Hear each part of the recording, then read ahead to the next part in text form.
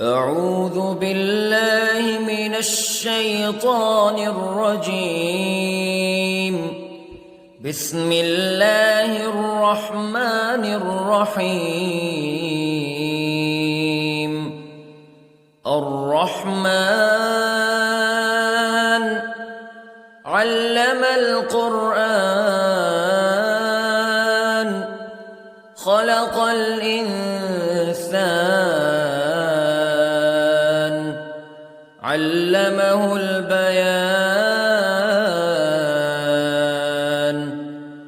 الشمس والقمر بحسبان والنجم والشجر يسجدان والسماء رفعها ووضع الميزان ألا تطغوا في الميزان وأقيموا الوزن بالقسط ولا تخسروا الميزان.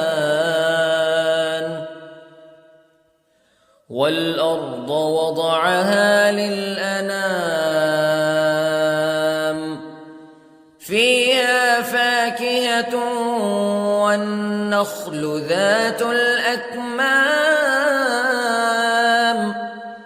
والحب ذو العصف والريحان فبأي آلاء ربكما تكذبان. خلق الإنسان من صلصال كالفخار وخلق الجان من مارج من نار فبأي آلاء ربكما تكذبان. رب المشرقين ورب المغربين فبأي آلاء ربكما تكذبان. مرج البحرين يلتقيان بينهما برزخ لا يبغيان فبأي آلاء ربكما تكذبان. يخرج منهما اللؤلؤ والمرجان فبأي آلاء ربكما تكذبان. وله الجوار المنشآت في البحر كالأعلام فبأي آلاء ربكما تكذبان. كل من عليها فان ويبقى وجه ربك ذو الجلال والإكرام فبأي آلاء ربكما تكذبان. يسأله من في السماوات والأرض كل يوم هو في شأن فبأي آلاء ربكما تكذبان. سنفرغ لكم أيها الثقلان فبأي آلاء ربكما تكذبان.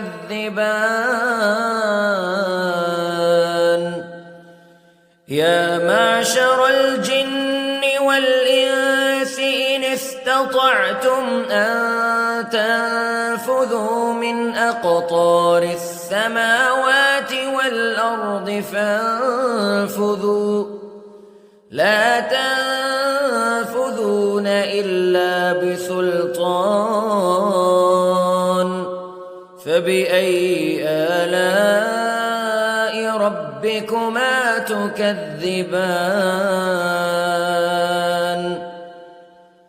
يرسل عليكما شواظ من نار ونحاس فلا تنتصران فبأي آلاء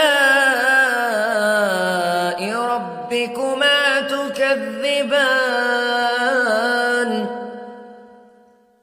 فإذا انشقت السماء فكانت وردة كالدهان فبأي آلاء ربكما تكذبان فيومئذ لا يسأل عن ذنبه إنس ولا جان فبأي آلاء ربكما تكذبان يعرف المجرمون بسيماهم فيؤخذ بالنواصي والأقدام فبأي آلاء ربكما تكذبان هذه جهنم التي يكذب بها المجرمون يطوفون بينها وبين حميم آن فبأي آلاء ربكما تكذبان ولمن خاف مقام ربه جنتان فبأي آلاء ربكما تكذبان ذواتا أفنان فبأي آلاء ربكما تكذبان فيهما عينان تجريان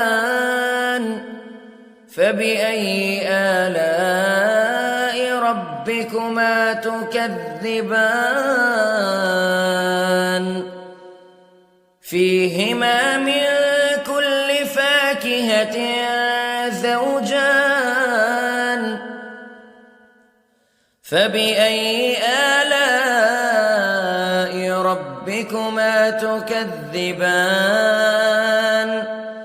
متكئين على فرش بطائنها من استبرق وجنى الجنتين دان فبأي آلاء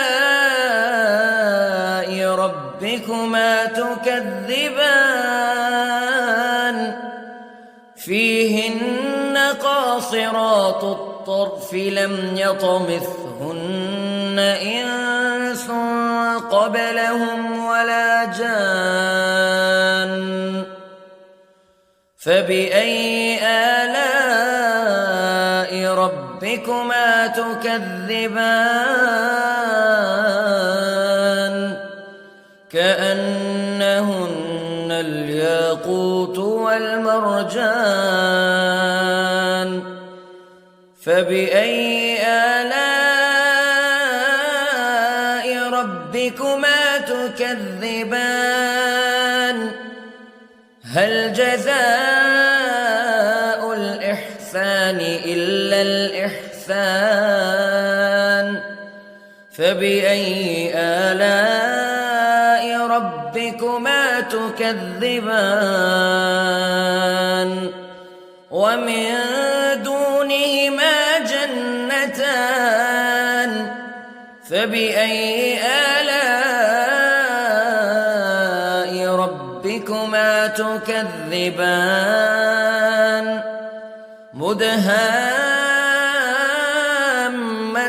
مدهامتان فبأي آلاء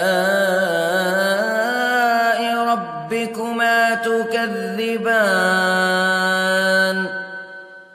فيهما عينان نضاختان فبأي آلاء ربكما تكذبان فيهما فاكهة ونخل ورمان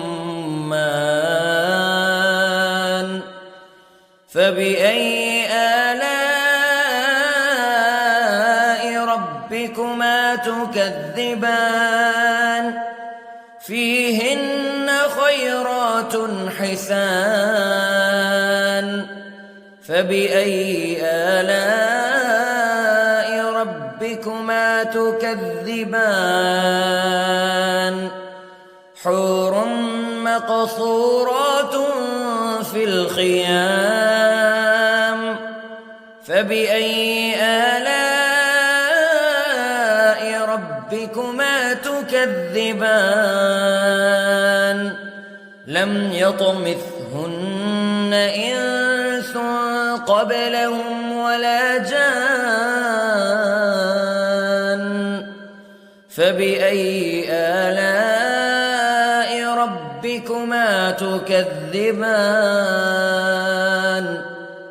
متكئين على رفرف خضر وعبقري حسان فبأي آلاء ربكما تكذبان تبارك اسم ربك ذي الجلال والإكرام